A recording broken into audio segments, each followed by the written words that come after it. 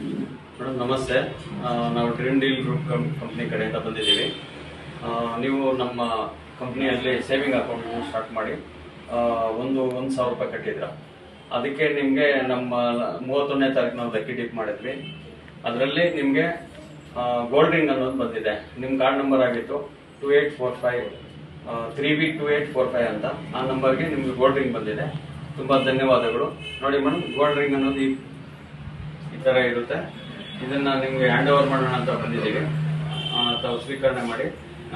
Madam, ನಿಮ್ಗೆ ಏನ್ ಅನಿಸ್ತಾ ಇದೆ? ಸರ್, ಖುಷಿ ಆಗ್ತಾ ಇದೆ. ನಾನು ಫಸ್ಟ್ ಟೈಮ್ ಎಲ್ಲೂ ಕೇಳಿರ್ಲಿಲ್ಲ.